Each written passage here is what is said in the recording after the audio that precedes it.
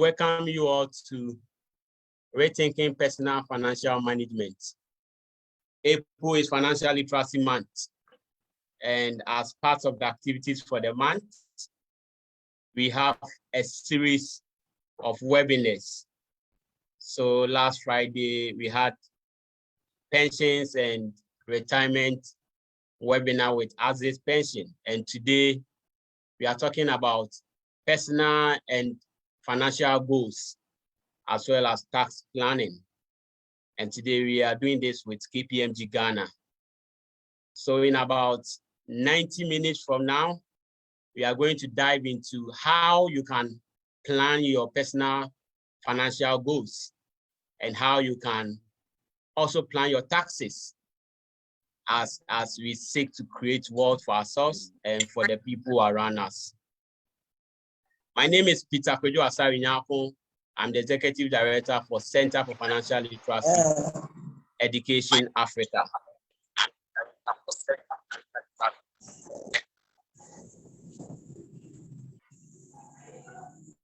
CFLE Africa is a non-profit organization that is championing financial literacy in Ghana and across Africa.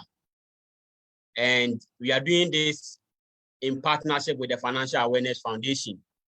And also we are bringing on board strategic partners who together we can champion financial literacy awareness and educate the general public. So without wasting much time,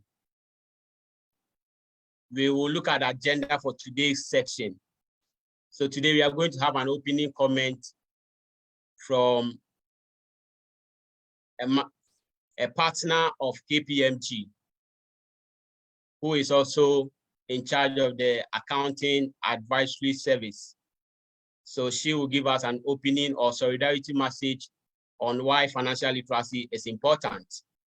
Then we will look at the problem that we have currently in our communities.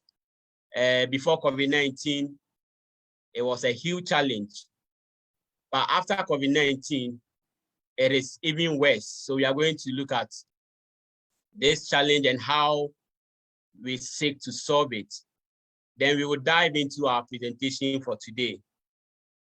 And then we will have questions and discussion section, and we have a gift that we are going to give to all our participants, both who are joining us on Zoom and who are watching us on Facebook Live.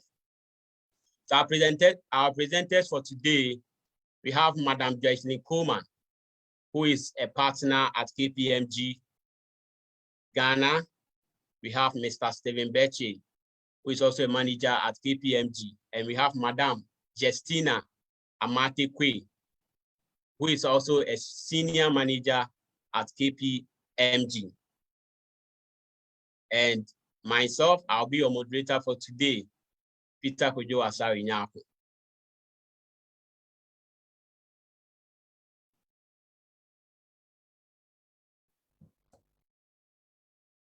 Next slide.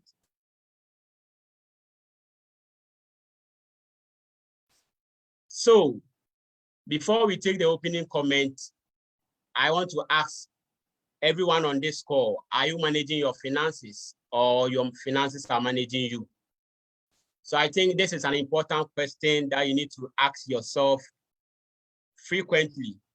You need to ask yourself whether you are managing your personal finances or your finances are managing you. It is a question that will keep you updated, that will keep you for you to take an absolute control of your financial life. So this is an important question that you need to manage, you need to ask yourself. For most people, their finances are managing them. And so they are not able to take charge of their finances. But it is important and it is very necessary for you to manage your personal finances. And on that, we have a survey, we have a financial literacy quiz survey. Valentino, you can share the link in the chat box for them to assess their financial literacy situation, whether they are financially literate or not. So once you take the survey, it will help you understand whether you are financially aware or you are not financially aware. So let me talk about the challenge that we have. Ghana has a population of about 30 million. And based on statistics, our employment rate is around 41%. And our unemployment rate is near 4.6%. This has bring a huge challenge on the government of Ghana, individuals, and families and friends. About 13% of our population are so poor they cannot afford 3 meals a day for themselves and their family. When you go to the rural community, it is even worse. I remember last year, December, I went to Asujamai district to engage some farmers on their personal financial matters. And what we saw there was something that we cannot talk about. So it is important for us to help people improve their standard of living. So financial illiteracy is a huge challenge in Ghana. Financial literacy isn't taught in schools. And even in our home, the moment you start talking about money, your parents will be like, you are too small to start talking about money. But I believe we have to start the money conversation right from the home. Yes, so this is a challenge in Ghana, and we seek to help solve this social challenge.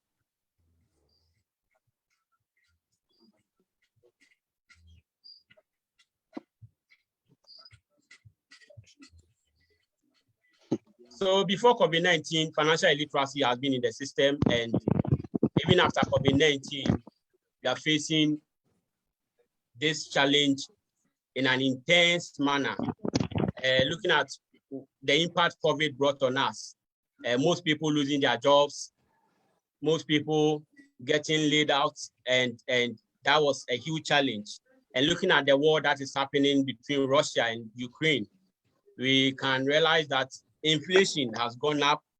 Our economy is really suffering from what is happening in Ukraine. So we cannot predict the next global challenge. We cannot predict what will happen next. So this is why we want to spread financial literacy information and help people plan ahead so that when the next COVID comes, we know we are well prepared for it. So on this note, we will invite Madam Jesslyn Coleman to give us her opening comment on why financial literacy is important from KPMG perspective. Thank you. Hello, Madam Jesslyn. Yes, thank you very much, Peter. And good afternoon to you all. Thank you very much for joining this webinar this afternoon. You're all very welcome to the Personal Financial Management Seminar. It's a major event that forms part of the Financial Literacy Campaign Month for the Center for Financial Literacy Education, CFLE Africa. And this is a non-profit organization established to promote and develop financial literacy skills for every Ghanaian and African. As a way of achieving this mandate, CFLE Africa organizes such webinars and educational events to equip participants with tools, skills, and the knowledge needed in financial literacy to tackle everyday financial decisions in a more informed manner. This makes it possible for people to reach their personal and family financial goals. It also makes it possible for financial freedom and... Hi. Hello. Yes, please. Yeah. Why, what's up? You can't. Hello. Hello. Please, can you hear me? Yes, you can proceed. Okay. So basically, this is our solidarity message as we collaborate with CFLE and support this particular movement. It's important for you to know that as part of our values at KPMG. We want to give back to society in every way that we can. And so this afternoon, my colleagues, our resource persons, to make sure that they share their experience, their knowledge in relation to the theme for the month, which is financial literacy, a tool for wealth creation and economic development. So I urge you all, please take maximum advantage of this opportunity to learn as you can. I wish you all the very best. Enjoy the seminar or webinar, as the case may be, and make sure that you're able to use all that you've learned in your own personal lives as you begin your journey to a life of financial freedom and independence. So Peter, thank you very much for allowing me to give this message of solidarity from KPMG as we collaborate with you to ensure that Ghanaians have financial freedom. Thank you very much indeed. Thank you very much, Madam Jocelyn. That was great. And we thank KPMG for coming on board, for partnering CFLE Africa to educate Ghanaians to better manage their personal finance. So moving forward, the movement is using two campaign venues: April as Financial Literacy Month and October as Estate and Gate Planning Awareness Month to address this social challenge. So today, our presentation, Valentino, can we go to the next slide?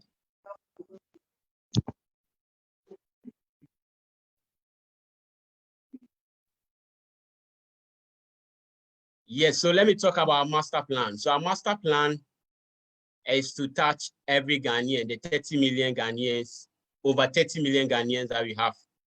And we are doing this through strategic avenues. So we want to touch the financial service providers and product providers, the associations that we have within this industry. We want to touch employers so that they can also touch their employees. We want to touch nonprofits, religious organizations, social change organizations. We want to touch the government, Ministry of Finance, and various municipalities across the country. We want to touch the educational sector, universities, high schools, basic and primary schools. We want to touch top leading philanthropists and grant-giving organizations so that they can channel their resources into improving financial awareness and financial literacy. We want to touch the healthcare sector. The media plays an important role in our quest to educate every Ghanaian. So we want to also touch the media. And this month, we are having a media campaign where we go to radio stations, TV stations to talk about personal financial management. Next slide. So when you take your phone right now and you go on Google, just type Financial Literacy Month, Ghana.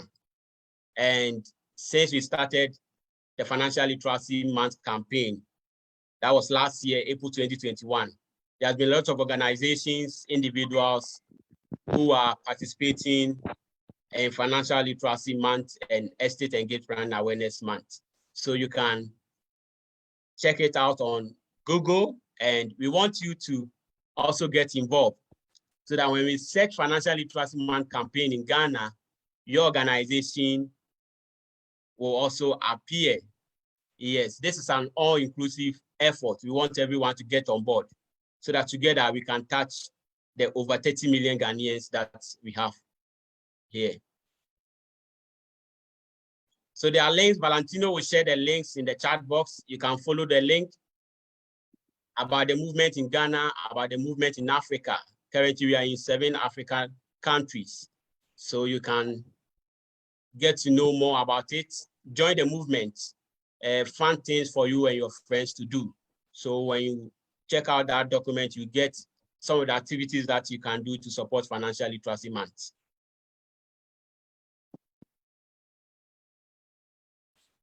And so you don't need a special talent or skill set to manage your personal finance. You just have to apply the essential principles. And today we are going to look at these essential principles. And we have well-resourced personnel here to take us through two of the most important elements on the financial literacy infinity symbol, talking about goals and taxes. So this does not serve as a specific tax, legal, or investment advice. This is an educational program, a financial awareness and financial literacy community gifts and service to the people.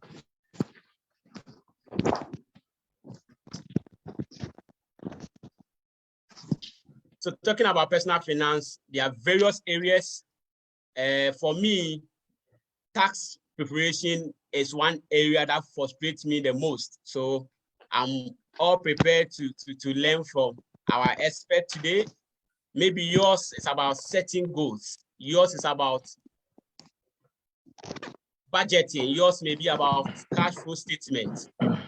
So as we walk through the month, we are bringing you a series of webinars that will cover most of these elements.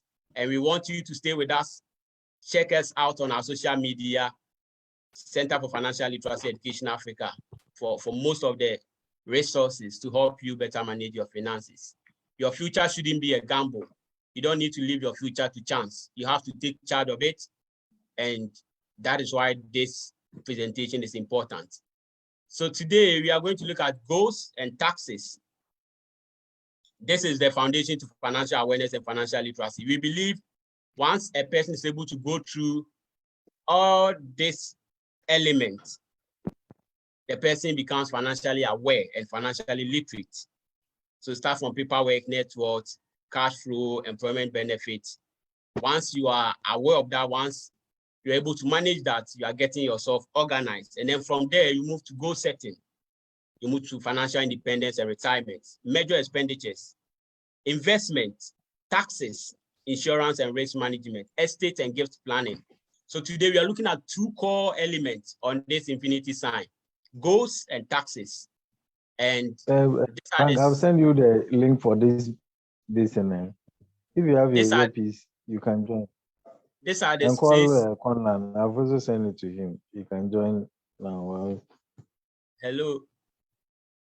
So these are the 6 steps to successful financial planning. You have to define your goals, gather and organize your financial data, analyze your situation and discuss it with your advisors, develop your strategies, implement your plan, and track and monitor your progress.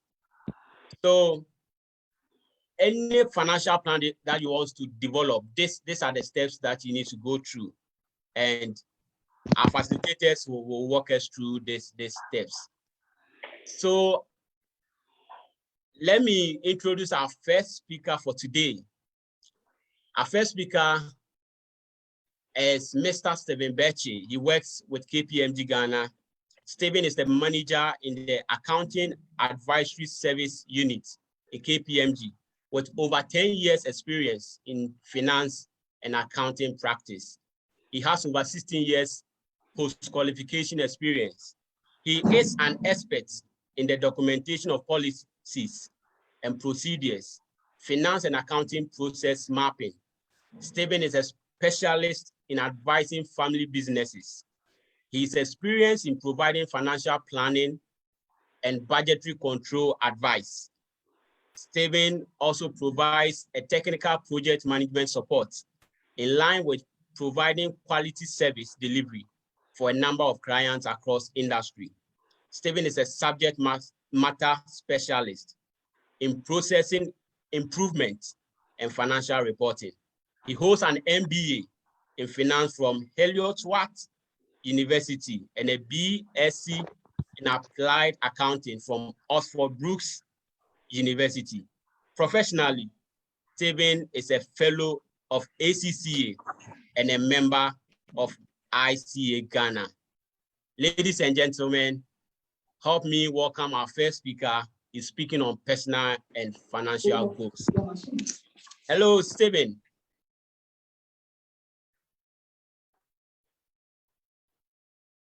Hello, Stephen. Yeah, Peter. You are welcome. Thank you. So the floor is yours now to take us through how we can best set our financial goals. Thank you. Thank you, Peter, and thank you, everyone.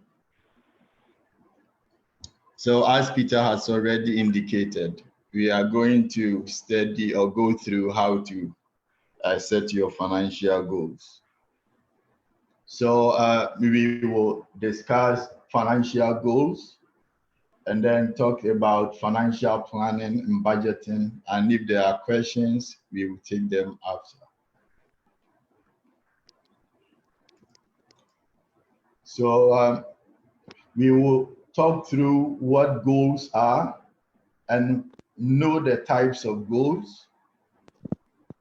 We also try to study to understand the importance of setting goals, how to set smart financial goals, and then if there is enough time, we will go through how to set or draw a budget and monitor it as well.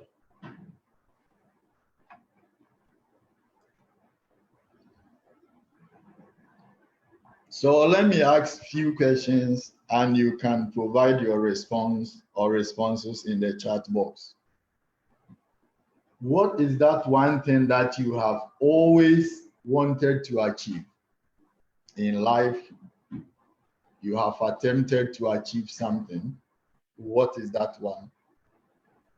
How did you go about achieving it?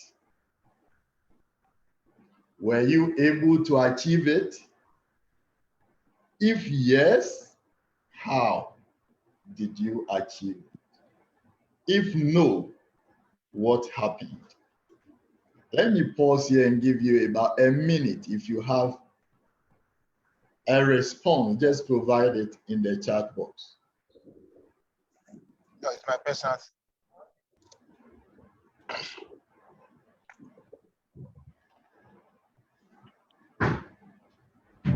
Yeah, I'm waiting for your response.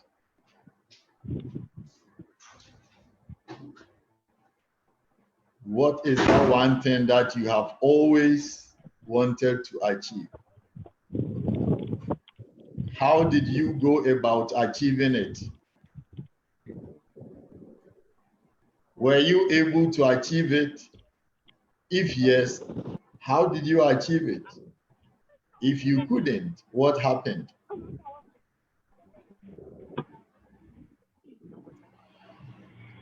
All right, we will continue.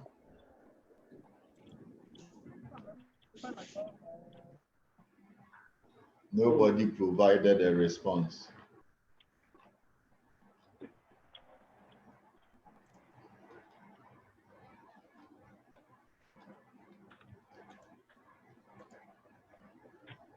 So let's move on. Next slide. So this will lead us to what a goal is.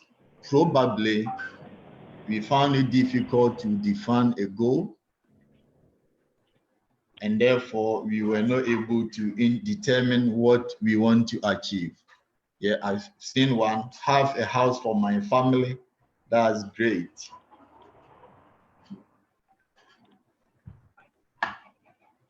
So when we talk about a goal, what do we mean? Oh, okay, the responses are now coming. They are coming through. Okay, have a house for my family, took a loan to buy a land, setting up a business, having small amount of money. Yes, stayed on saving. Great. Very good responses. So that's good. So no, at least some of us know what a goal is. So a goal is the end result of something a person intends to achieve, acquire, achieve, do, reach or accomplish sometime in the near or distant future. So you may have something in mind that at the end of a certain period, you want to achieve it. It could be anytime soon. It could be in the near future. It could be a distant future. There are many types of goals dependent on one's direction in life. Where you are going will determine the kind of goal you want to achieve. We have career goals, we have education or educational goals, we have financial goals, family goals, and it was indicated when some of us provided our responses. Goals can be short-term or a long-term. Can we also go through some of the common goals that we have so far seen, or you can even leverage?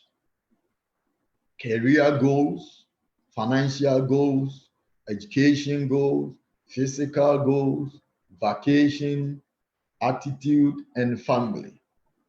They are all here guiding you as to what to do. And there are some simple questions that have been asked under each of them that will provoke you all the more to reconsider if you don't have the set goals.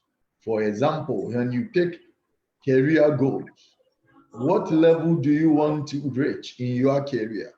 Professionally, where do you want to reach? The next 10 years, the next 5 years, the next 20 years, where do you want to reach professionally? What do you want to achieve in life? Or at the end of that 20 years, 10 years, what do you want to achieve?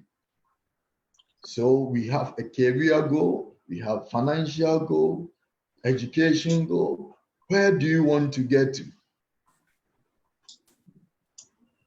Your family is also important.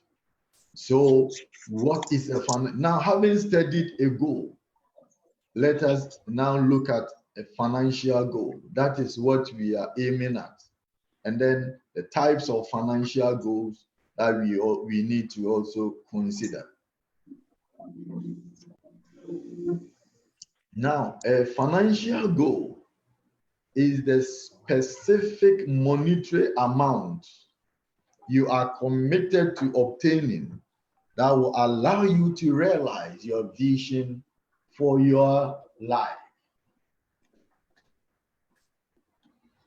So you may have a certain vision in life, but you are committed to achieving that vision. But you need something that will cushion you. And that thing that can cushion is your financial support, financial assistance. So what goals are you setting in relation to your finances that will be able to guide you in such a way that you can reach you can achieve your goal without any hindrance? It can also be a target to aim for when managing your money, your finances, your funds. It does involve saving, spending, earning, and investing. How much are you saving? Within a month, within a year, within a week, how much are you saving? How much are you spending? You like spending every week, every month. You take people, out. You spend without any budget. You don't care. You keep spending, and because of that, people also come to you all the time because you take them out. All these things, you need to look at them carefully if you really want to plan for your life. And if you want to achieve something meaningful, you need to look at these things carefully. Now, types of financial goals. It can be long term, it can be within a year, that is short term, and it can be within 1 to 5 years, mid-term goal or mid-term goals. So which of them are you, looking out for? Now let's consider the importance of setting financial goals.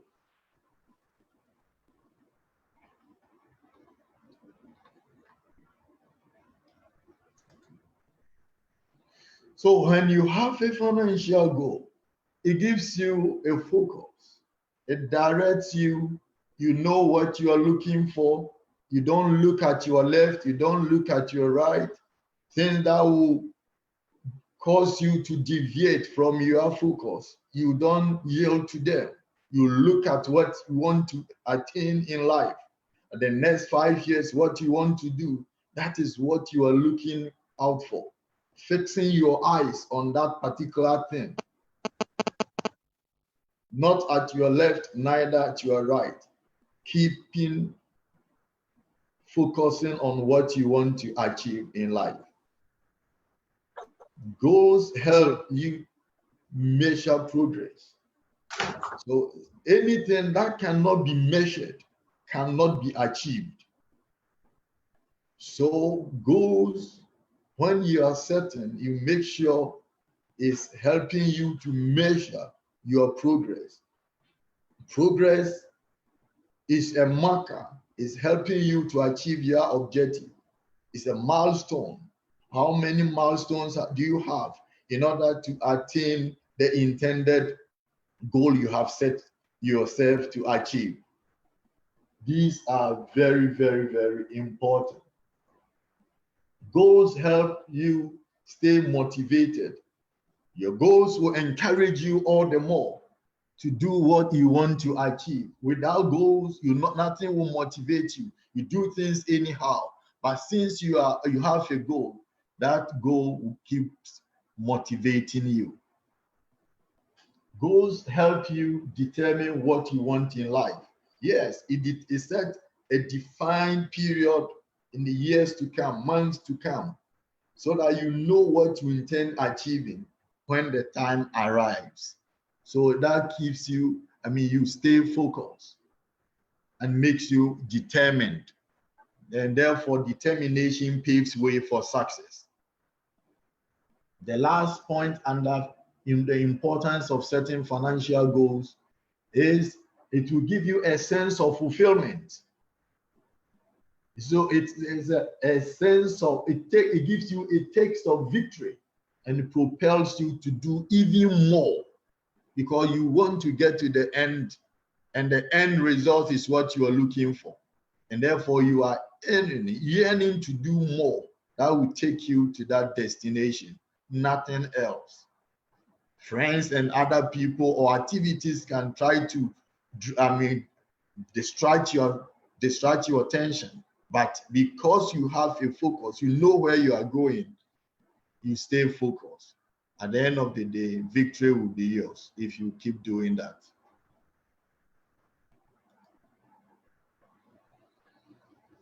Let's mention a few things that you can consider when you are setting financial goals. Some examples.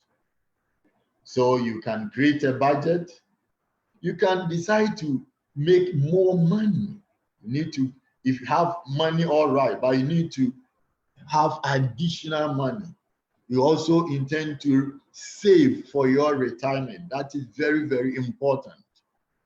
At the end of the day, the reason most of us are working is to ensure that when we get to our retirement age, we will have something that will support us. Saving for long-term plans. For example, acquiring a property.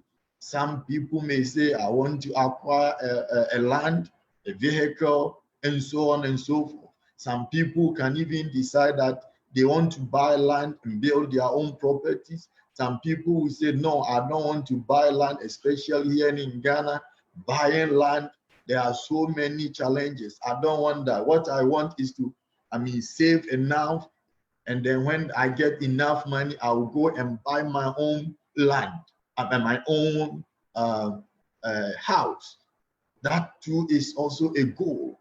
You need to have one in mind. Some goals could also be paying off your debt. You have a lot of debt, so you are planning the next 2 years, the next 5 years, the next 10 years. I want to clear the debt I owe.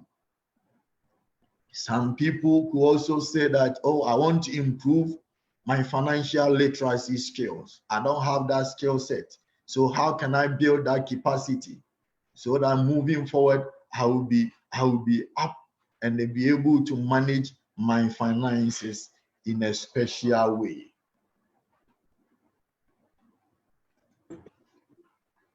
Now let's look at some acronym that we often use when it comes to setting of goals, and it's applicable when you are setting your financial goals. We call it SMART. S for specific, M for measurable, A for achievable, R for relevant, and T for time bound. So S, which is for specific, which means any goal that you set should be specific. It should not be general. It should be clear. It should be succinct, and it should be specific. For example, I want X amount at X time. So you have indicated that maybe year 5 or 5 years time, you want 200,000 USD in your bank account. So it's clear, it's specific, and it meets all these 5 acronyms. Measurable. Measurable means you should be able to measure your goals. I've already indicated that anything that cannot be measured cannot be achieved. So if you want to achieve something, make sure that particular thing can be measured. And if you do that, if you're able to measure it, it guides you. It helps you to track your progress. And even if you are deviating, you are off track, because you are measuring it, it will help you to come back on track. A stands for achievable. The goal that you have set or you're setting, it should be realistic. You should be able to attain it.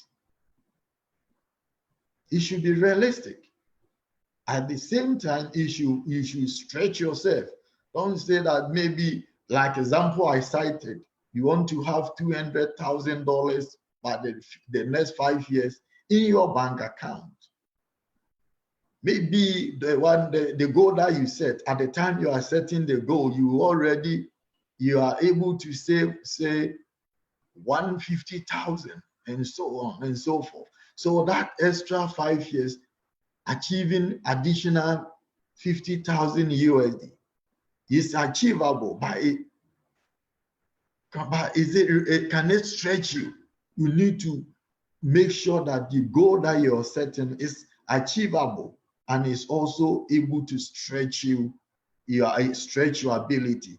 Other than that, you set a goal that will not, stretch you, will not stretch you. So set a goal that will stretch you, and at the same time, the goal should be realistic. That will be able to achieve it. The next point is relevant. It's by ensuring that the goal that you are setting is relevant and is aligned with your goals. You cannot be cherry picking and do things anyhow the way you want. Any goal that you set, it should align with you, where you are going. It should be relevant. And the time bound means it has to be within a certain time frame. You need to have timeline, deadline for everything that you set. Without that, that means you cannot achieve it. It should be within time frame. Any goal that you set should be within a time frame.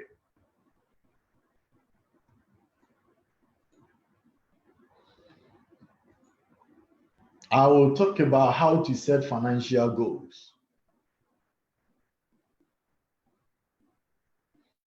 So that one, you make a list of what matters to you financially. Could be a number of them. You list them, as many as you want, as many that you can think of. Just list them. And then the next point, you arrange them and you prioritize them according to your ability and your financial support. You prioritize them. You make sure you are, while prioritizing them, they meet a SMART strategy. Then you create a detailed and realistic budget. You need to make a budget. You need to be intentional about it. Without your budget, you are not going to achieve any goal that you are setting. We will get to where the budget is, and we will talk about it. Budget is very, very important, and without that, you will not be able to achieve your goal. Monitor your progress and re-evaluate your budget when things go wrong. So you need to monitor your performance.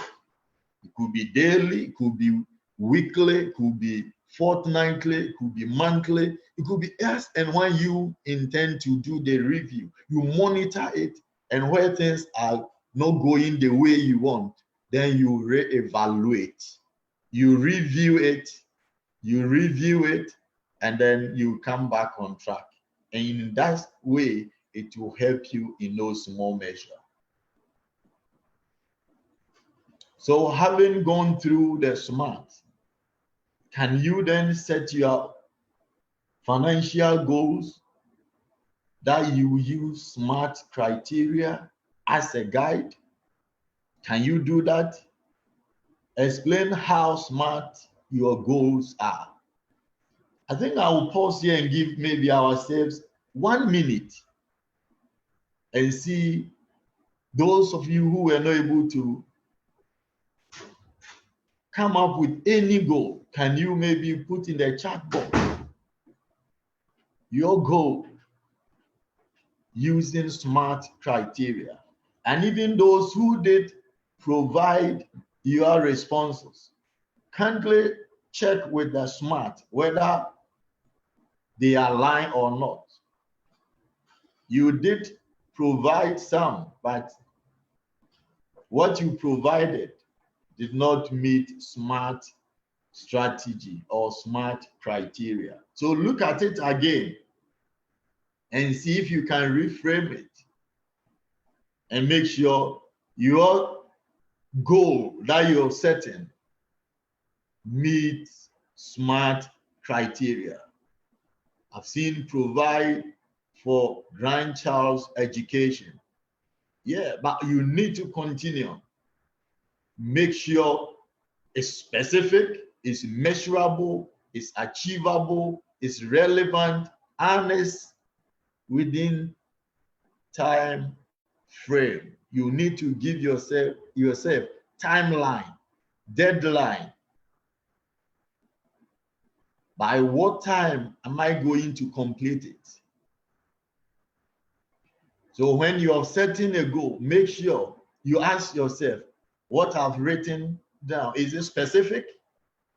Is it measurable? Is it achievable? Is it relevant?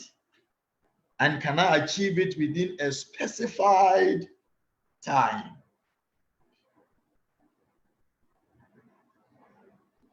If you're able to do that and you're able to measure your goal that you have set by this strategy, then you are through.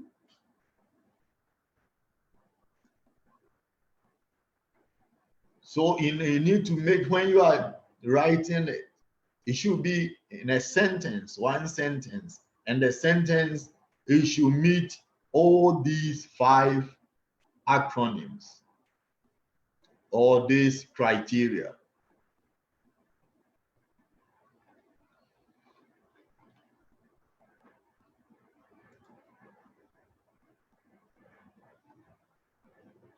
Good.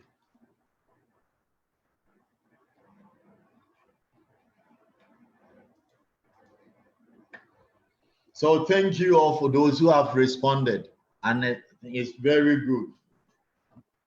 Good responses. So provide for grandchild's education. So you define it, specified amount, time frame, estimated cost, save and invest this per month, good. Invest wisely to get X% return. All right. So let's move on. Thank you all for the responses. Because of time, we need to move on. And Peter, let me know if my time is up, because let me know. All right, sure. Okay. So we will tackle financial planning and budgeting.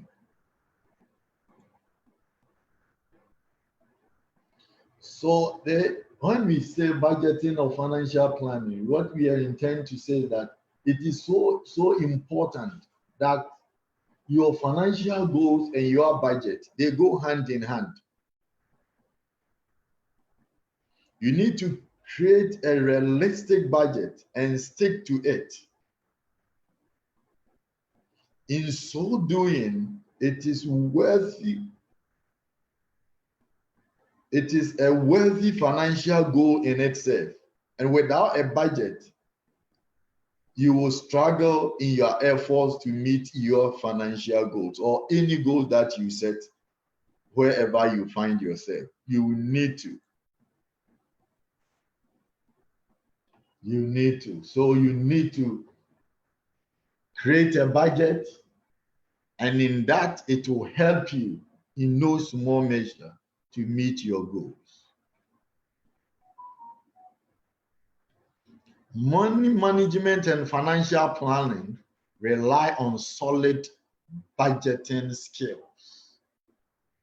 So you need to have that skills, and that is where we are going. Your financial goals are a component of your overall financial plan. And your budget allows you to review your plan and adjust as needed. So as and when you do your budget, you need to review it. You review it, could be weekly, could be monthly. As and when you need to review it, you look at it and then ensure that things are going the way they're supposed to go. If things are not going as planned, you put control measures, ensure that you are back on track.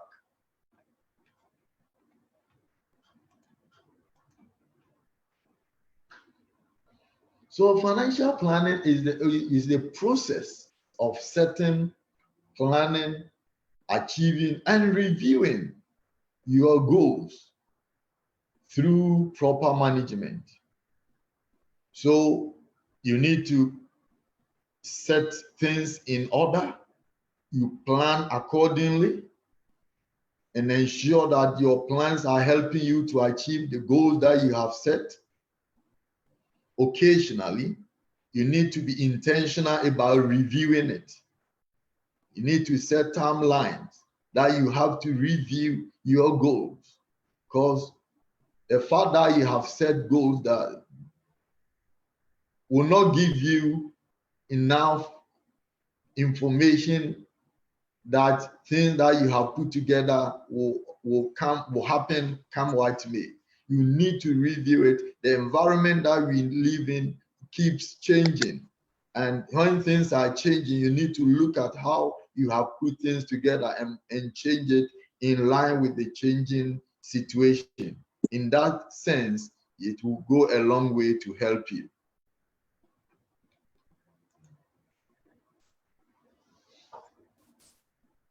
So what is a budget?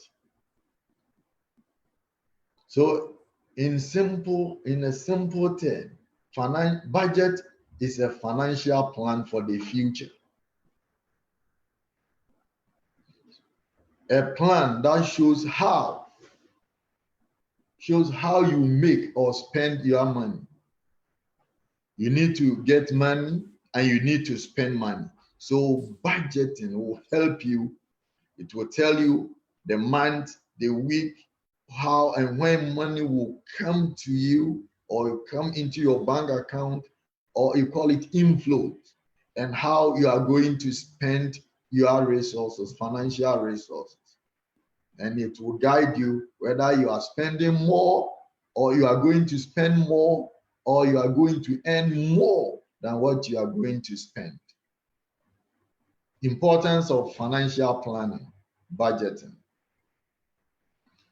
So when you do your budget, it will help you to meet your financial goals.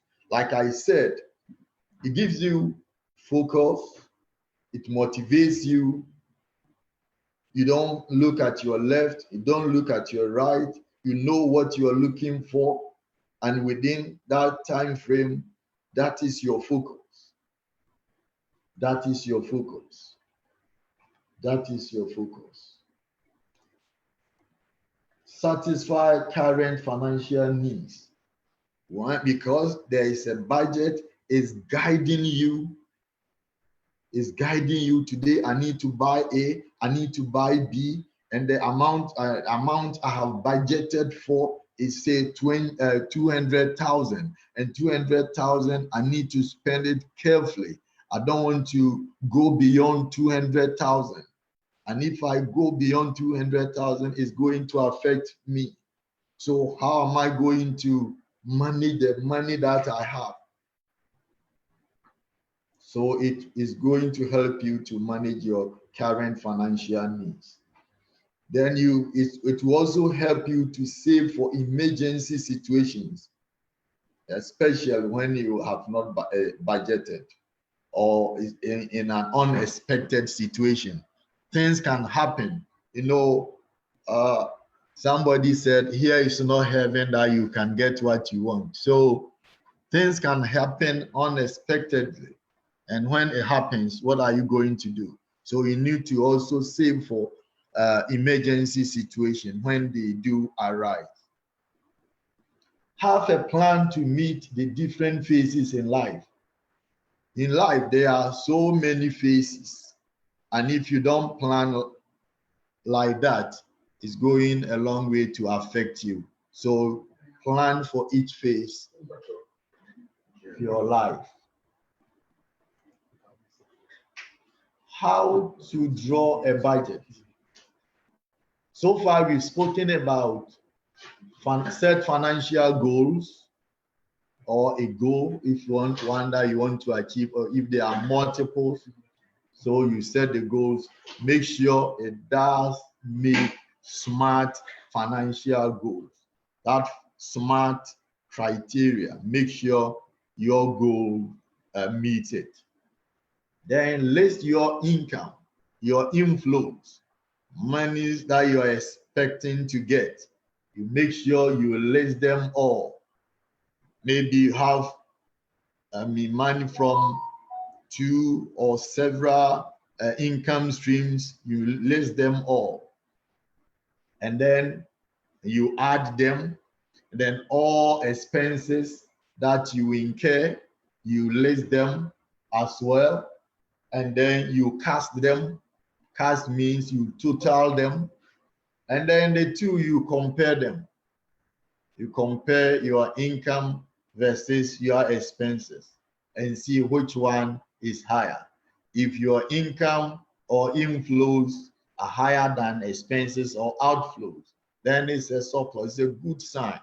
But where you spend more than what you have earned, then it's not a good sign. It's a bad sign. You need to make sure you look at how to reduce your expenses, or look for how to increase your income streams. maybe adding one or additional income streams if it's difficult for you to reduce your expenses.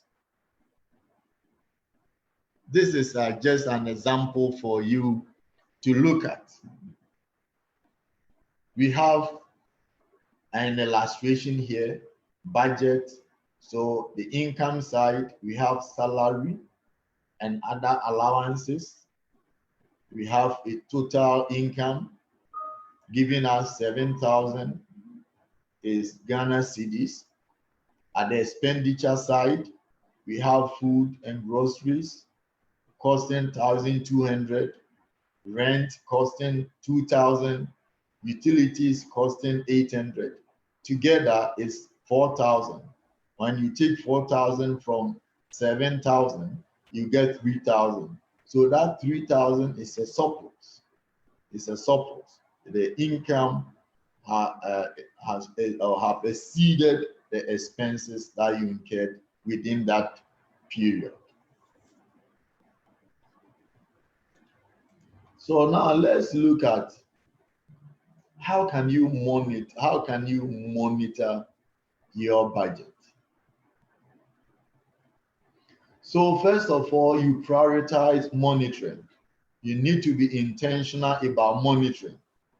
Don't wait until something has happened and then you say, okay, now moving forward, I have to prioritize monitoring. No, make it your plan. Let it be part of your activities that you do. Focus on the main issues, the highlights. For example, the expenses that we just looked at, the expenses that were high, you need to look at them. Why have we incurred these expenses? Are they genuine expenses? How did we incur these expenses? Maybe we need to look at them carefully. Probably things didn't go as planned. Now, the next one, look out for warning signs.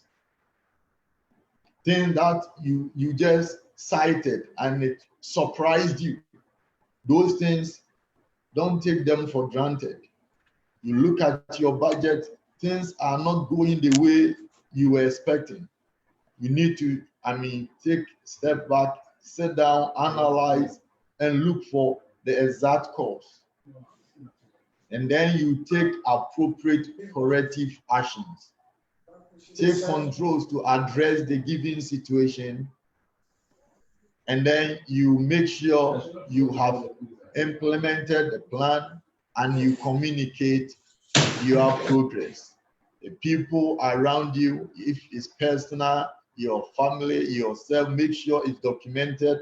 To guide you, to help you track your performance. If it's family, if other people that you are dealing with, make sure each and every one is aware of what is happening.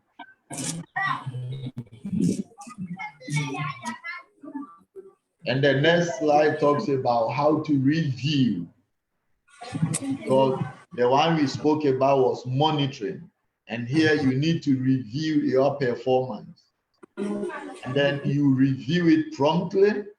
Budget reviews need to start immediately.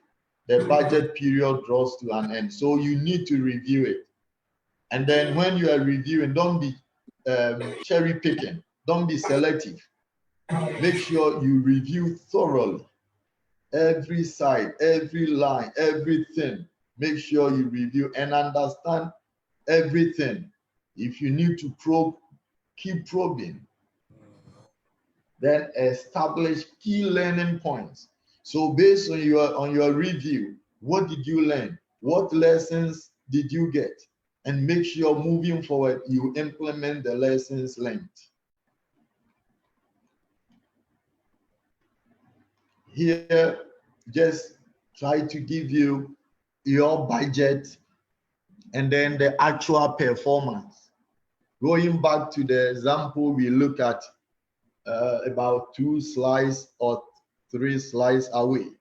That one was about the budget. Now let's look at this. Let's look at it from this way, that we've now actually incurred expenses. So we have a column for budgeted, we have a column for actuals, and there is a column for variance, and there is a column for interpretation. So the budget, it's same as what we saw at on the previous slide. And then the actuals, we have for salary sake, same amount, 5,000. When we come to allowances, we had 850. So what we budgeted for was higher, and then the actual is 850. The expenses side, we budgeted for 1,200 for food and groceries, but we spent 1,520. Rent, we budgeted for 2,000 and spent 2,000. Utilities 800, and then we spent 780. The variance column, anytime in relation to income inflows, the actuals are expected to exceed the budgeted figures. So if it doesn't happen that way, that means it's not favorable, it's not good sign. On the other hand, the expenditure side, we have budgeted for, because accounting side, we say we make a prudence decision where we make provision for expenses, but revenue, we don't make provision for revenue. What we consider is that we look at the lowest level of amount for revenue, but at the expenditure side, we look at the highest expenditure. So at the expenditure level, we consider budget to be the base, and then the actuals is compared with that of budgeted. So the column, the row that has 1,520 as an actual, which has exceeded the budget, and the amount 1,200, we have 320, and therefore we have spent more than what we budgeted for, and it's not good sign. Expense side, we budget lower than what we budgeted for. In the worst case scenario, we break even, same amount. And the utilities also, the budget was higher than the actual utilities we incurred. Rent, same amount. So the favorable under the interpretation column is telling us that it's an adverse. It's not good sign, but favorable means it's a good sign that we should keep doing that. And when you see something like this, you should pause and investigate why such things have happened. You need to, go to granular and find out what really happened. In that sense, you get a lesson, you learn things, and will help you moving forward, how to improve your budget and your financial goal, your financial plans. Thank you. Great. Thank you very much, Stephen. That was an insightful presentation. So you can put your questions in the chat box. There will be time for questions and answers. So when we get to that level, Stephen will respond to your questions. So if you have a question on his presentation, you can put that in the chat box. I picked some words from Stephen during his presentation. Stephen said every goal needs a target date. So every goal that you want to achieve, there must be a target date for it. If your goal does not have a date, then it is not a goal, it's a wish. And that was very deep. So if you can see the screen, we have some fundamentals for personal and financial goals. So this is a sheet that will help you put your life goals together. So on this sheet, it talks about listing your personal goals, family and friends goals. So for example, someone is saying how he will spend quality time with his family and help Ken with his golf game, help Sue get a job. So someone was setting his goals and he's talking about spending quality time with the family, helping a friend with his golf game, and also helping his son get a job. So when you go through this list, it will guide you to set your goals. You will make them available in the chat box so that you can walk through them, set your goals. Because if you don't have a goal, then you cannot achieve anything good in life. You will just be going in circles. But if you have a goal, it keeps you focused and you are able to achieve them. So without wasting much time, I think I will walk you through the essential principles at the end of the presentation. So Valentino, if we can go to our second presentation, that would be great. Yes, so let me introduce our second speaker for today. She's in the person of Justina Amate-Kwe. Justina is a senior manager with KPMG tax unit in Ghana with over 10 years experience in tax compliances, advisory and regulatory services. She has led various teams for numerous tax advice for many companies on both domestic and international tax matters across many sectors, including energy, mining, construction, financial, consumer and industrial markets in West African region.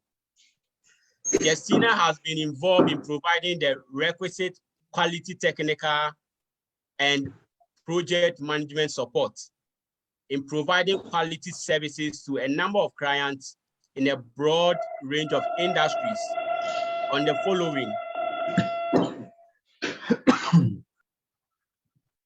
tax due diligence relating to takeovers, mergers, and public listing, tax exemptions from the Ghana Revenue Authority, and negotiations with the Commissioner General, tax assistance to foreign companies investing in Ghana, including free zones enterprises, tax legislation advice, transaction taxes, tax organizational structures, appropriate methods of restructuring and reporting transactions, tax audit assistance. Justina has been in charge of a number of tax health review exercises for companies with a view of ascertaining the tax and other regulatory compliances levels of the clients across West Africa, including making recommendations on the ways of improving their processes in order to be tax efficient and assisting the client in their implementation processes. She has also supervised tax advisory engagement in Liberia, Gambia, and Sierra Leone for various companies and governments. She holds a Bachelor of Arts in Economics and Statistics from University of Ghana. Professionally, Justina is a fellow of Association of Certified Chartered Accountants, ACCA UK, and a member of the Institute of Chartered Accountants, Ghana. Ladies and gentlemen, help me welcome Justina Amate-Kwe as she takes us through tax planning, opportunities for individuals. Hello, Justina, you are welcome. Thank you very much, Peter, for the introduction, and good evening, ladies and gentlemen. I must say that I am excited to be part of the knowledge sharing that is happening here tonight. Clearly, we cannot talk about personal financial management without talking about taxes, because taxes tend to form a very relevant part of what we earn as income. Today's topic is focused on tax planning opportunities for individuals. And a lot of times we are tempted to ask ourselves, why do I even need to comply with taxes in the first place? I mean, what's in there for me?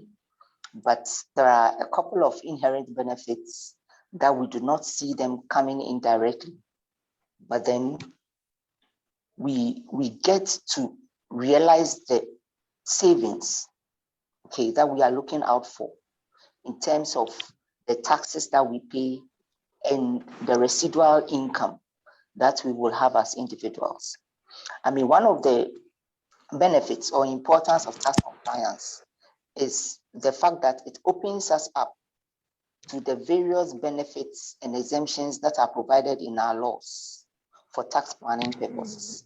It also minimizes our risk of tax exposure when it comes to penalties and interests for non-compliances, because you clearly need to be able to manage or minimize those ones, or possibly avoid them entirely, to be able to realize the benefits of tax planning that you are looking for.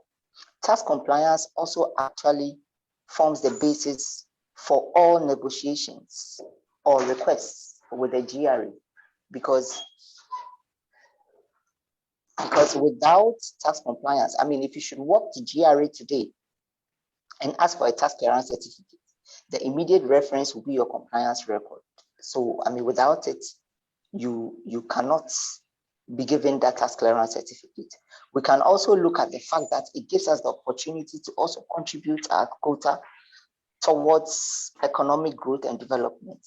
And as we all know, currently tax revenue forms a very significant part of government revenue, and the reason why the discussions around enhancing revenue mobilization cannot end now. It is a top priority for government, and the discussions will continue until government gets the desired revenue that it is looking for from our taxes. Tonight, the presentation is going to look at personal income tax landscape. Anna, we will also be looking at the key tax planning opportunities that we can leverage on as individuals. We will also go into the discussions on other tax considerations for individuals, and finally look at the tax planning benefits for entrepreneurs. But before we get into the details of the discussions on the personal income tax landscape, I just want us to pause briefly and think through what tax planning is all about. Tax planning simply is how you are able to minimize your tax liabilities by maximizing the use of benefits and exemptions that are provided in our tax laws. So the minimization of your taxes has to be within the provisions of the tax laws that we have.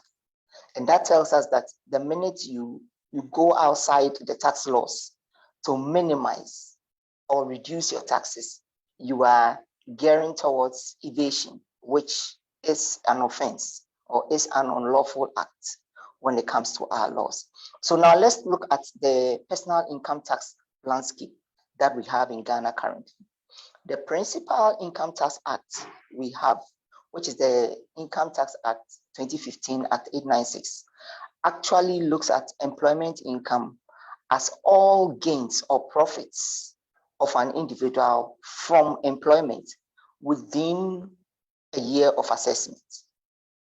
So all the gains or profits that an individual receives or earns from an employment in a particular year forms part of employment income for this individual. And the same tax law also goes further to provide that in ascertaining the income of this individual for tax purposes, you need to consider all benefits paid to this individual, with the exception of those that are clearly exempted by the tax laws. So all profits and gains or benefits that this individual receives as a result of his or her employment, whether in cash or in kind, is required by the Act to be considered for the determination of employment income, okay, for an individual. And some of these payments that we receive, okay, or profits or gains that we can talk about are things like salaries, wages, personal allowances. It could be transport allowance, cost of living allowance, fuel allowance. We can also look at the payment or reimbursement of our personal expenses by our employer, and so on and so forth. But the law goes further to also exclude these payments. And just as I said earlier, you consider all earnings or all payments received by the individual, with the exception of those clearly exempted or excluded. So the excluded ones actually include things like redundancy pay. We can also talk about benefits, okay, or payments that are made to individuals on a non-discriminatory basis. So what that means is that all employees within the organization are entitled to these benefits without any discriminations. We can also talk about medicals or health insurance, which is clearly exempted by the tax laws. Next slide, please. So just as I said earlier, for us to really realize the benefits of tax planning and the savings that we desire to achieve at the end of it, we need to also pay attention to the compliance requirements that we have as individuals. Because once we are complying with these requirements, we also tend to avoid the penalties and interests that come with them. And one key compliance requirement for individuals is the filing of their personal income tax return. This return is meant to help the individual declare all sources of income, be it from business, from employment, or investment, and then the associated taxes that are required to be paid on all these income or earnings within the year. And this return is required to be filed by the 30th day of the ensuing year. So what that means again is that if the return relates to the year 2021, it is due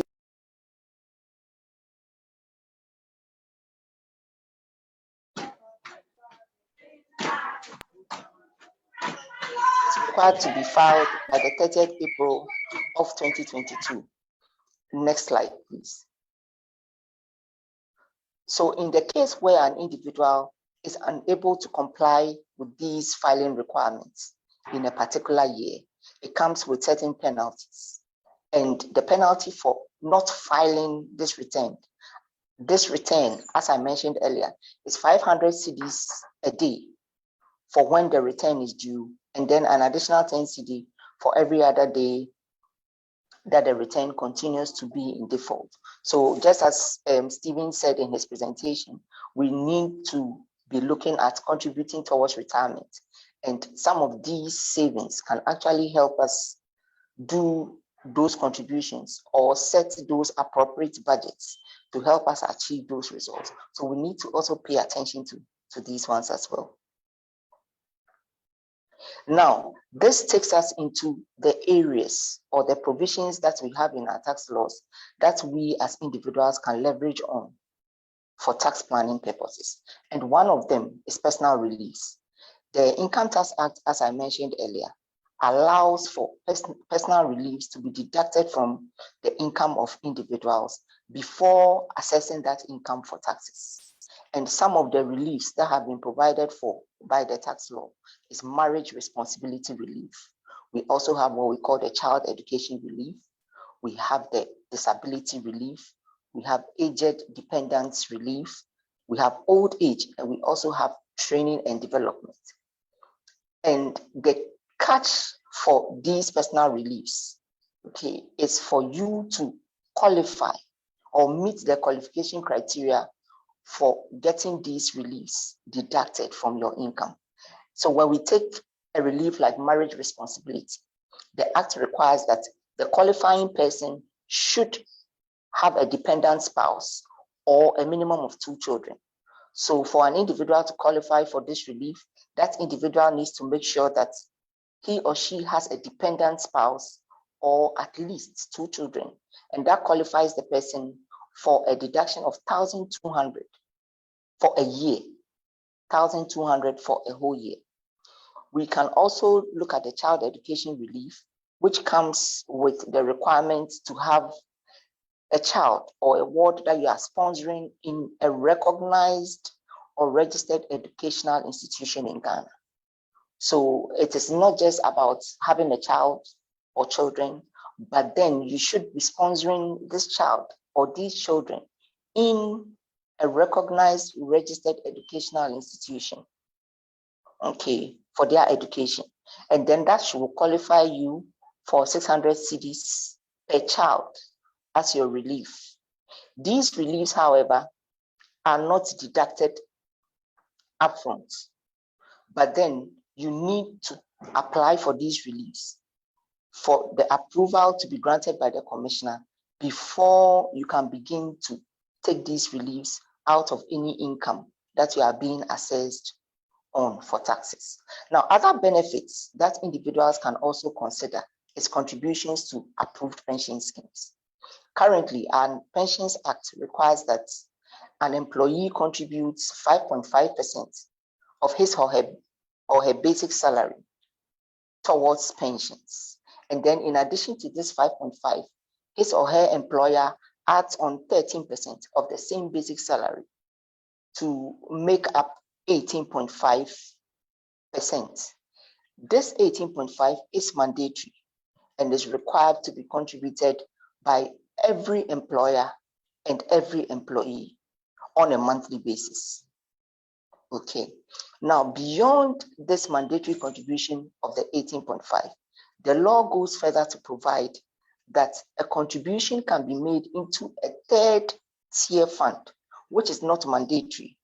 But then if these contributions are made into this third tier fund, the amounts contributed will qualify as deduction against our income for both the individual and the employer. The law, however, provides a limit of 16.5%. So this 16.5, in addition to the 18.5, which in itself is also a deduction from our income on a monthly basis, gives us a maximum of 35%.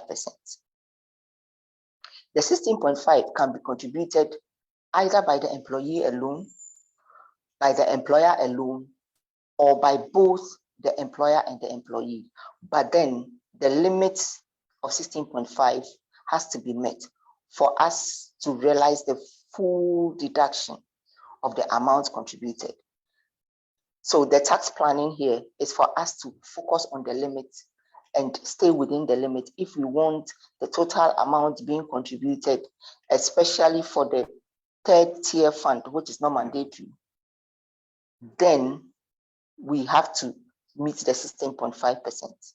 Otherwise, any additional contributions beyond the 16.5 will have to be added back to your income and taxed. Another condition that we also need to pay attention to is that the contribution that is being made into this third tier pension scheme has to be to a registered scheme with the National Pensions Regulatory Authority or to a private fund manager. So if your organization, for example, has a scheme internally for tier 3 pensions or provident fund contributions, and this scheme is not duly registered with the National Pensions Regulatory Authority, then the contributions will clearly not qualify for this deduction that we are talking about. Again, we can also look at employee loan interest. So the Income Tax Act also considers how loan benefits can be assessed on employees, okay, on a yearly basis or a monthly basis, depending on the arrangement that is in place. But then it provides a qualifying criteria, which states that the loan amount, okay, or the loan under discussion has to come from the employer to the employee. That is one condition. And then the second condition is that the tenure of the loan shouldn't go beyond 12 months. And the third is that the total loan amount and any outstanding balance, okay, on any such loans in the previous 12 months should not exceed the 3 months basic salary of the employee or the individual. So if these three conditions are met, then whatever interest that is being charged on the loan or the arrangement is not considered as a benefit to the individual. However, if these conditions are not met, then what the law requires is that there should be a benefit assessed on the individual as a loan benefit. And this benefit should be calculated as a quarter of any interest, okay, in excess of the monetary policy rate, the prevailing monetary policy rate. So what this means again is that if there is a loan interest of say 10%, okay, for the loan arrangement between the employer and the employee, and the prevailing monetary policy rates, which we have currently at 17%, then the loan benefit has to consider the difference between this monetary policy rate and the loan interest, which usually are lower, okay, especially for employer-employee loan arrangements. So the 10% I mentioned earlier and this 17%, and then the excess, which is the 7%, would have to be calculated, the interest amount at 7%, and then a quarter of it is what the individual is going to be assessed on as a loan benefit. But if the arrangement stays within the three conditions mentioned earlier, then there's no loan benefits assessed on the individual. So that is also an area that we can look at for tax planning purposes. Also, we can talk about mortgage interest. The Income Tax Act again provides that mortgage interest, okay, that is paid by an individual for one residential premise, only one residential premise, that interest incurred on the mortgage will qualify as a deductible expense, okay, on a monthly basis. It can be deducted on an upfront basis by the employer on a monthly basis, or at the end of the year, depending on the interest payment terms and the arrangement that suits the employee and the employer. But preferably, I mean, a lot of employees or individuals take it on a monthly basis. We can also look at benefits in kind. Now, as I mentioned earlier, the income tax law that we have currently considers all payments or earnings that we receive as employees as accessible income, with the exception of those clearly exempted by the tax law. Now, if these payments are made in cash, then the total cash payment or the total amount received in cash is accessible income for taxes. However, the law provides for a criteria, okay, in assessing the income for benefits that are received in kind, okay, but for specific ones. So these ones are the vehicle benefits and the accommodation benefits. The law provides that if an employee receives a vehicle with a driver and fuel from his or her employer, this is a benefit in kind and not a cash payment, as in the case of transportation allowance. In this case, that individual should be assessed on 12.5% of that person's total cash emoluments, but the assessable amount should be capped at 600. So what it means is that if the 12.5% of your total cash emoluments falls below 600, then the lower amount is what will be considered. If it is above 600, then the assessable amount will be the 600. And then it also gives the criteria for assessing the arrangement where the employee receives only a vehicle and fuel, and that is 10% of the total cash emolument, also capped at 500 Ghana cedi, as mentioned earlier. It also talks about the situation of vehicle only and then fuel only, which are both at 5% of the total cash emolument and capped at 250. We can also look at the accommodation benefit, which has a criteria that says that if the employee receives accommodation with furnishing, then the employee should be assessed on 10% of their total cash emolument, and that doesn't have a cap. So whatever amount results from 10% of your total cash emolument becomes your assessable income. And then in the case of accommodation only, it's 7.5. And then where it is furnishing only or shared accommodation, it's 2.5% of your total cash emolument. Next slide, please. All right, so we put together an illustration to help us understand how the benefits from these areas talked about can actually be realized. Okay, and in this illustration, you are the newly employed payroll manager of Jetlem PLC. And in the process of your review of payroll files, you identified that the contract of the finance director, okay, has a monthly basic of 35,000. Your further investigation revealed that the finance director's contributions to Petra Trust Fund has not been done for the month of February 2022. And the MD has asserted that this non-contribution has constituted to a higher PAYE amount paid for February.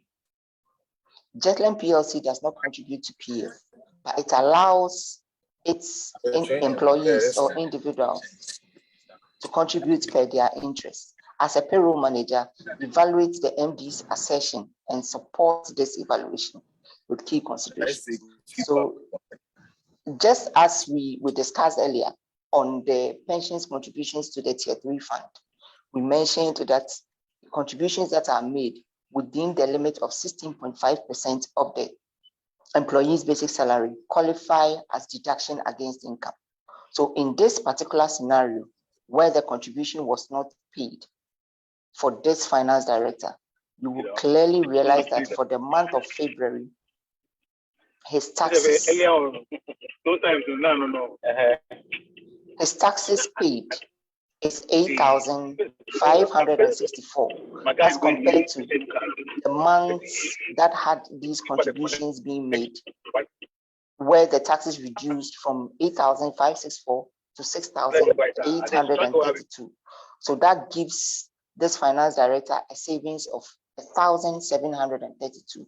So, I mean, this is how much relevant these provisions or benefits in the tax laws can be to our financial management and ultimately to the tax savings that we look forward to have. Next slide, please. Okay, so we will now go into the other tax considerations, okay, that individuals can consider when planning their taxes or planning their finances, as discussed earlier. So, I mean, one of them is overtime. Now, the tax law provides a concessionary rate for taxing overtime income, okay, which happens to be lower than the prevailing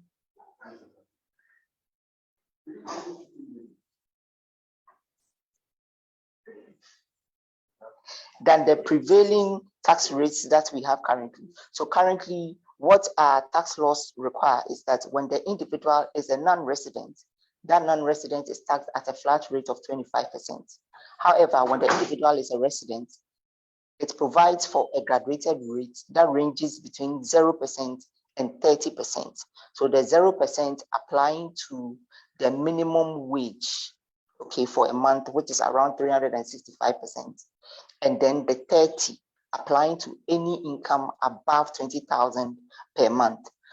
But when it comes to overtime income, the law provides a lower rate, which indicates that if the amount that is paid as overtime does not exceed 50% of the basic salary of the individual, the overtime amount is taxed at 5%.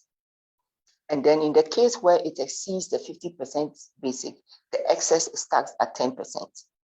But the qualifying condition for this concessionary rate or these concessionary rates is for the individual to be a qualifying junior employee which is an employee who earns not more than 1,500 per month or 18,000 Ghana cedis per annum. So this is one area that an employee can consider when planning their taxes, okay, for the purpose of savings, and also their overtime income on a monthly basis. We can also look at the bonus income tax, where the law again provides that bonus amounts paid to individuals which do not exceed 15% of their annual basic salary should be taxed at 5%.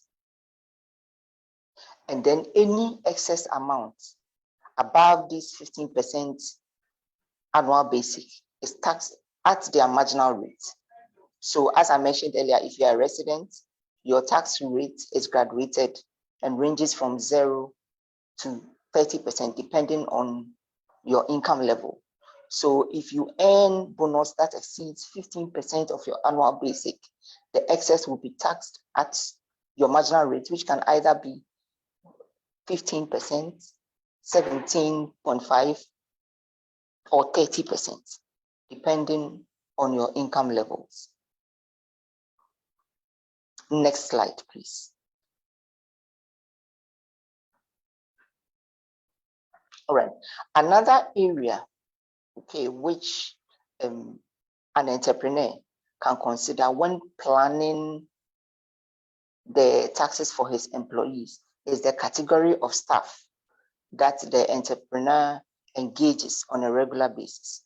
So the tax law provides that if a casual employee is engaged, the tax applicable to this casual employee is 5%, okay, on any income that is paid to this casual employee. And the casual employee is defined as a person who is engaged on a seasonal or intermittent basis. So that means that this person is not a recurring individual when it comes to the payroll of the business, but is only engaged on a seasonal basis and not for a continuous period of more than 6 months. So if this individual comes in month 1 and does not appear in month 2, but appears in month 3 on a continuous basis for more than 6 months, this individual clearly does not qualify as a casual employee. But if the individual is only engaged on seasonal basis without it continuing for a period of more than 6 months, then this individual will qualify for the tax rate of 5%. We also have what we call the part-time employment, where the individual is employed on a part-time basis and not a full-time basis. So the law provides that the income of this individual is taxed at 10% if the individual is resident, and then 25% if the individual is non-resident.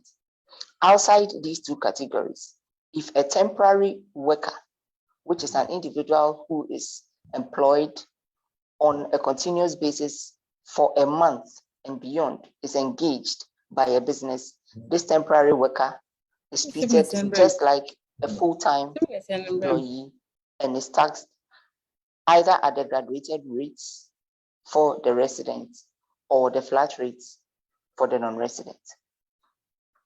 We would also go into the tax planning benefits for entrepreneurs, or I would say other tax planning benefits beside the planning around individuals that are engaged by entrepreneurs. And there are a couple of concessions, okay, that are provided in our tax laws for entrepreneurs, or concessions that entrepreneurs can take advantage of. And one of them is young entrepreneurs. So the tax laws provide that if a young entrepreneur who does not exceed 35 years in age, okay, engages in specific activities such as manufacturing, agro-processing, ICT, tourism, etc. Okay, that young entrepreneur is exempt from tax for 5 years. So a young entrepreneur who does not exceed 35 years and engages in specific industries, as I have mentioned, agro-processing, manufacturing, ICT, tourism, waste processing. Okay, that young entrepreneur will qualify for a tax holiday of 5 years. After this period of holiday, depending on the location of the entrepreneur, will have to pay tax at a rate of either 5%, 10%, or 15%, depending on their location. And then this young entrepreneur also has the benefit of carrying forward any losses that is realized from their business for a period of 5 years. Okay, we also have what we call location incentives that applies to manufacturing companies who are located either in regional capitals or in areas outside the regional capitals, but excludes Accra and Tema. Okay, so manufacturing companies, for example, that are located in regional capitals other than Accra and Tema get 25% tax rebates, okay, on their income. And then manufacturing companies who are in locations elsewhere other than regional capitals get a 50% tax rebate on their income. We also have fresh graduate employment tax incentive, which also qualifies a business that engages fresh graduates, okay, for a deduction of a percentage of the salaries and wages of these fresh graduates. The percentages also range from 10% to 50%, depending on the percentage of fresh graduates, okay, that are engaged by this business as against the total employee number by the business. We also have temporary concessions for individuals or businesses who go into farming, tree crops, agro processing, cocoa byproduct businesses, etc. And these temporary concessions allow these individuals to pay tax at 1%, okay, over the concession period that they have. So these clearly are areas that can be considered by individuals when tax planning or planning their finances around their tax payments. And then we came up with these key takeaways to help us plan or to serve as a guide in planning for our taxes as discussed.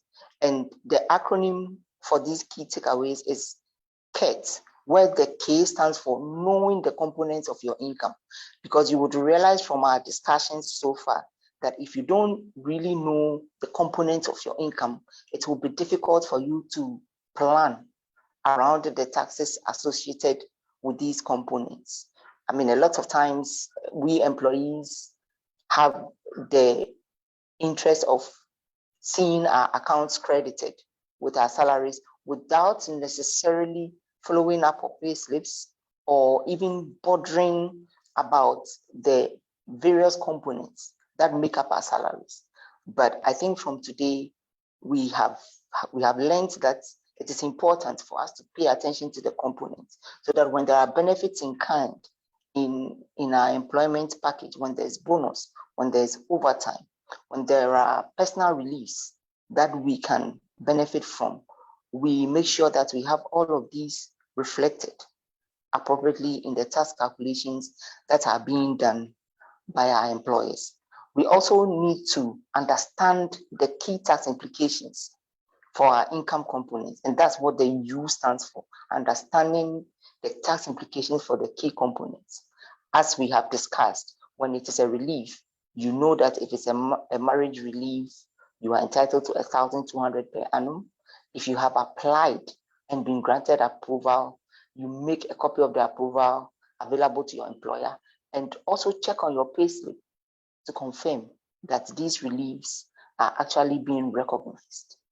If it is overtime or bonus that you have earned and it falls within the qualifying criteria for the lower tax rates, as we have mentioned earlier, you check and also confirm that these are being reflected appropriately in your payslip and then ultimately the net salaries that hit your account. The R also talks about restructuring or possibly renegotiating the various components of your income.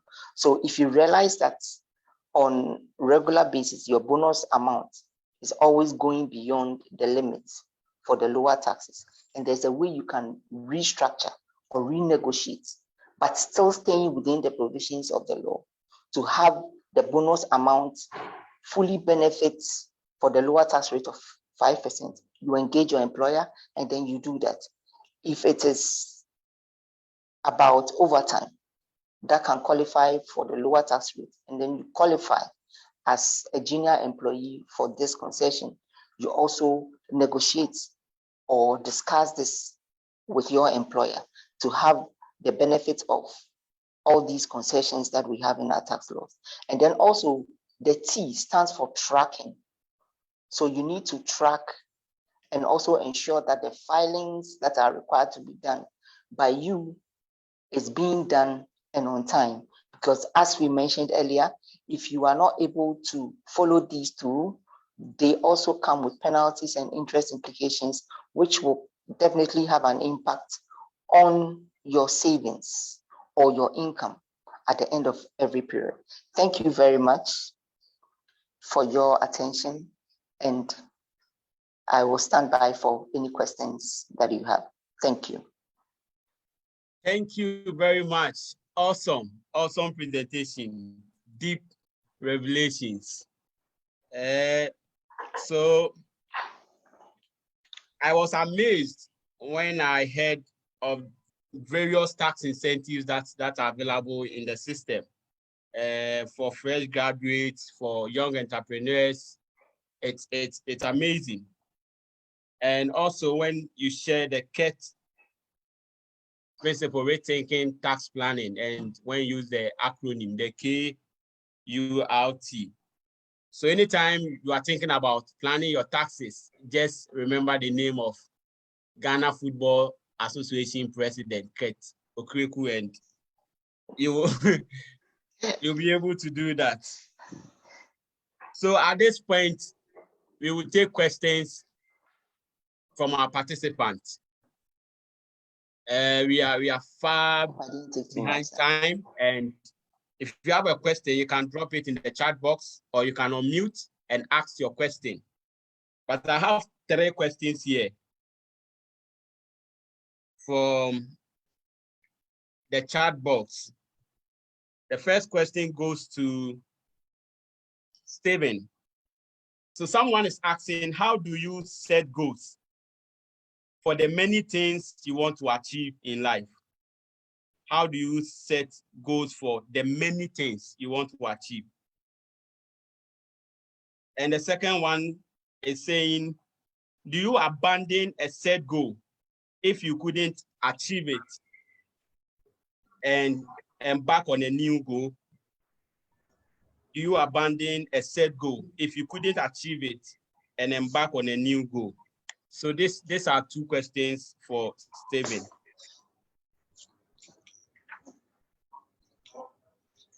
Yes, it's fully cool. So, thank you, Peter, for the question.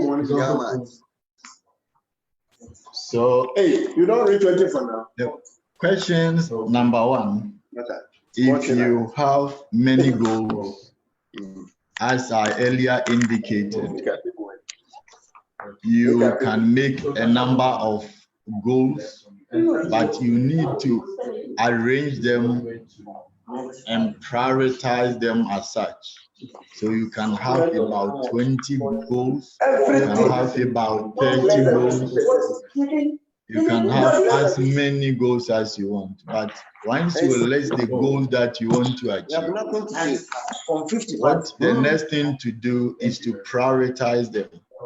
Prioritization comes in because you need to arrange them in order of importance. Among the goals that you've indicated, which of them is of highest importance to you? Let that one be number 1, number 2, in that order. Once you do that, then you channel all your resources towards the one that is of highest importance in that order. If you achieve that, then you move on to the next, and so on and so forth. Great. Now, if you have a goal, the second question number 2, if you have a goal and you are not able to achieve it, as I've already indicated, it could be one of your goals, but it is not the top priority. So once you achieve the top priority, then it comes back to the next in that order. So the fact that a goal had not been achieved at the time that you set for yourself does not mean you cannot achieve it. I've indicated that we review goals as and when, and that goal review, you have to be intentional about it. Maybe the environment that posed a challenge, that was the reason you could not achieve it. Look at it again and review it. When you review it, you look at how can I move forward to achieve it. Maybe you need to, look at the strategy, the approach you adopted. The approach was not helpful, and the new approach that will go a long way to help you. So all the time you prioritize. Once you finish one that you have prioritized, based on the existing situation, things might change, and you have to reconsider the prioritization again. In that sense, you should be able to meet every goal. Once, if you have failed, it does not mean the world has ended. Look at it again, review your priorities, and then focus your resources to the top priority, and you should be able to meet or achieve your goals. Thank you. Thank you very much. That was great. So in setting your goals, you have to take into consideration scale of preference, where you have to list your goals according to how important it is for you. So our next question goes to Justina. So someone is asking, how do you apply for your tax incentives?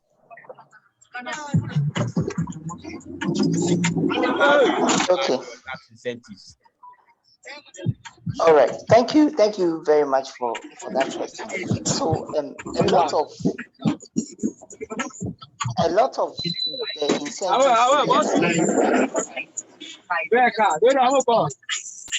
of the incentives in the tax laws, okay, are upfront. Okay, with the exception of the personal reliefs that I mentioned earlier.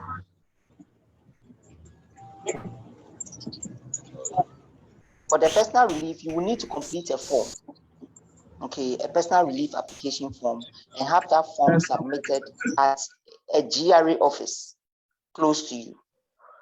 Approval will be granted by the commissioner with confirmation of the specific amount of relief that you have been granted based on the review of your application, before you can continue to, or you can go ahead to take the benefit of these reliefs. So incentives like the young entrepreneurs, like the temporary concessions for the farming and agro-processing, etc., are all upfront. For those ones, we do not need to submit an application for them, but by virtue of what you do, okay, and then you meeting the qualifying criteria, you will be entitled to these reliefs. Thank you. Great, thank you very much. Our next question is on taxes as well. Are there any taxes on the pension fund when paid out? Are there any taxes on the pension fund when paid out?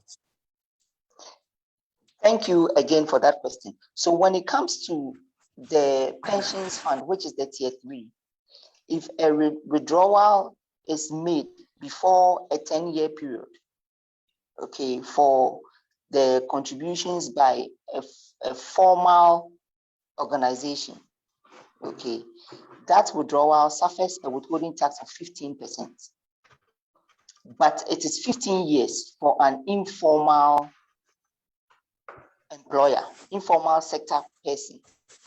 Okay, so a fund that is 8 years and less by a formal sector company, okay, will have to go for a withholding tax of 15%, and then 15 years for the informal sector. So if you make a withdrawal before the 15 years of the scheme or the fund, that will also attract the 15%. Thank you. Great, great, great. Thank you very much. If you still have a question, you can drop it in the chat box and our amazing presenters will respond to your question. So we have one more question. If you retire at age 65, are you taxed on fine paid in your 60? If you retire at age 65, are you taxed on funds paid in your 60? That's the question. Okay, so if I understand the question correctly, if you retire at age 65, are you taxed on funds paid in year 60? Okay, so in year 60, any payment relating to your pensions benefits are not taxable. So the payments or the benefits that you will receive from Social Security and National Insurance Trust or from your private fund managers in year 60 are not subjected to tax. But if you receive income as a result of a contract or an employment arrangement that you enter into, that income will be subjected to tax. Okay. Thank you. Okay, sure. That's awesome. So we have 3 minutes for questions. If you have a question, you can drop it in the chat box, or you can unmute yourself and ask your question. So if there are no more questions, Valentino, can we talk about the movement and then we'll take our final words from our presenters, then we call it a day. So if you can share the slides on the movement.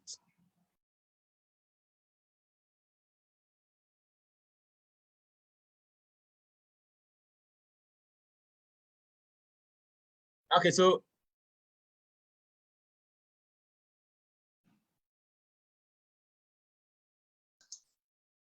make the gifts. Sure. So we have a special package for our audience today. Those on Zoom and those watching us on Facebook, we have a special package for you. April is Financial Literacy Month, and we want each and everyone to get his or her financial house in order. So we have a 12-month financial fitness calendar for you. You can get this on our website. When you go to CFLEAfrica.org, you get access to the 12-month fitness calendar. It walks you through some financial decisions you can take throughout the month. So in January, we are saying organize your paperwork. That will save you time and money. In February, we are saying update and review your net worth statement, spending plans, know where you stand financially. In July, we are saying speak with your kids about the essential principles to smart money management. In December, we are saying schedule an annual family financial meeting. So meet your family, talk about your family budget, your goals for the new year. Then plan for your charitable gifts. So all the gifts that you will give out in December, you need to plan for it, have your Christmas budget and all that. So we have shared this document via the chat box. It is also available on our website, CFLEAfrica.org, and also on the Financial Awareness Foundation website. Once we also have your emails, we will forward some of this document to you as well. So Valentino, next slide.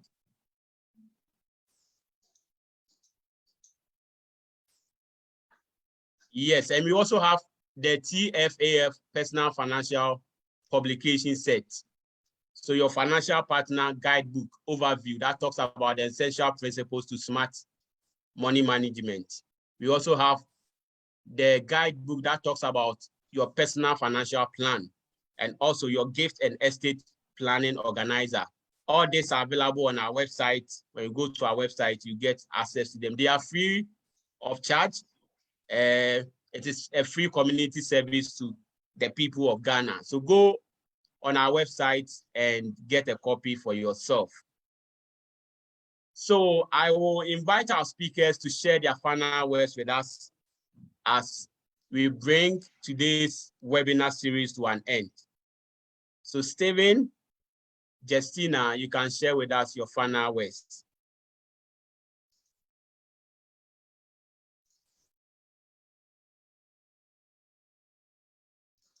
Hello.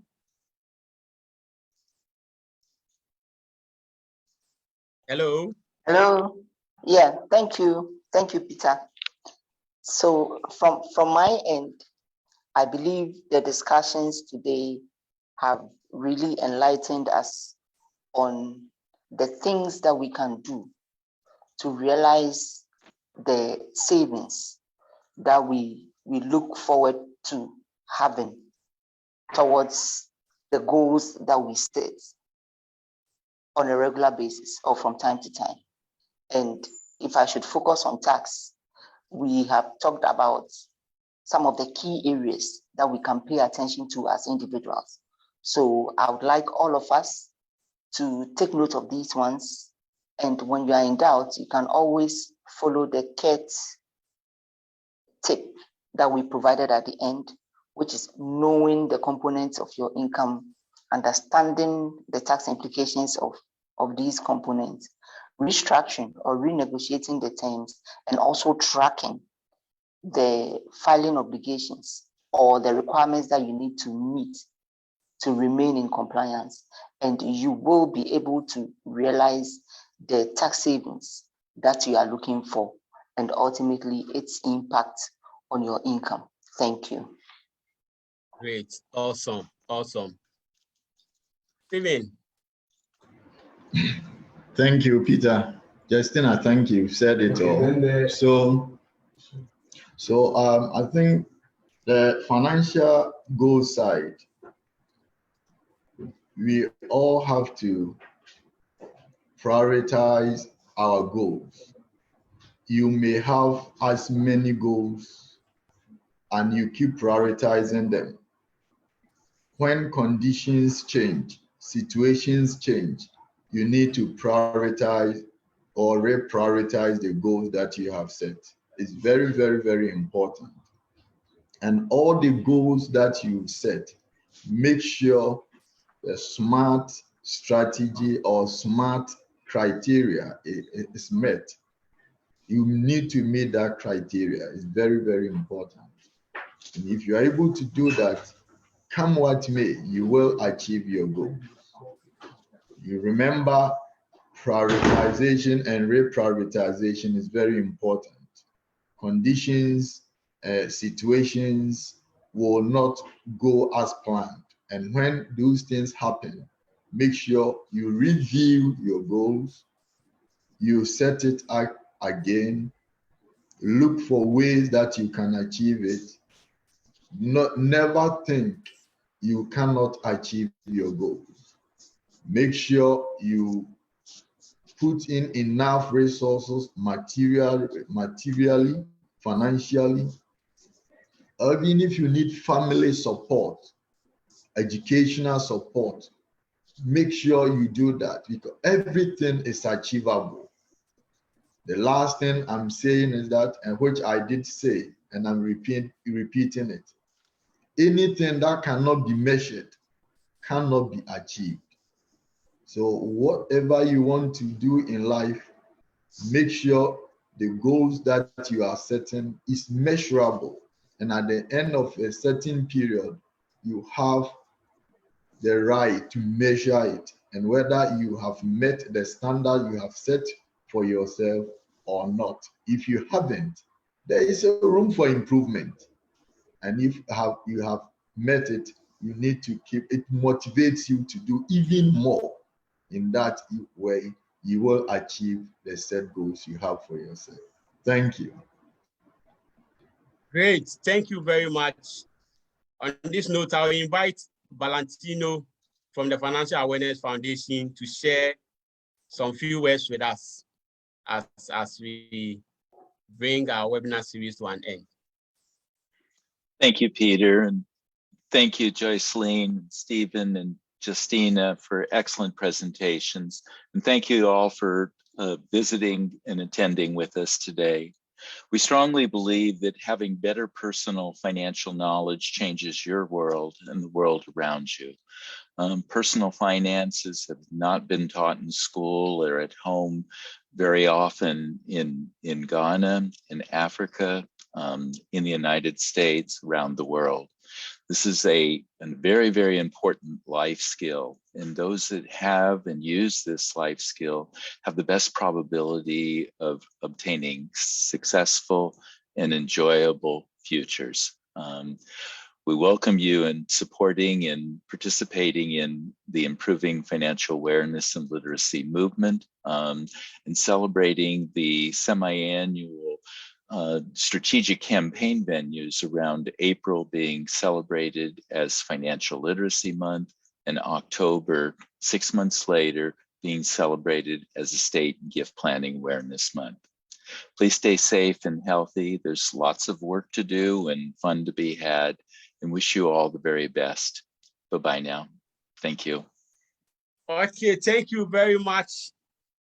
On this note, we thank our partnering organization, KPMG Ghana. KPMG provides tax, audit, and advisory services. They work with their clients to help them mitigate risks and grasp opportunities. So you can always check them out, kpmg.com. You can get all the information that you are looking for. We thank Madam Joycelyn Coleman and the team, Randolph, Stephen, Justina. We thank you very much for doing this with us today. We thank our audience, the participants. We appreciate your time and taking time out of your busy schedule to get hold of this information. We believe once you practice this information, it is going to help your personal financial life, and that will help you build a strong financial foundation for you and the people around you. We wish you a happy financial literacy month. And our next webinar series is on insurance and risk management. So keep in touch with us on all our social media handle, Center for Financial Literacy Education Africa on Facebook, LinkedIn, on Instagram and Twitter at CFLE Africa. Thank you very much and have a good evening.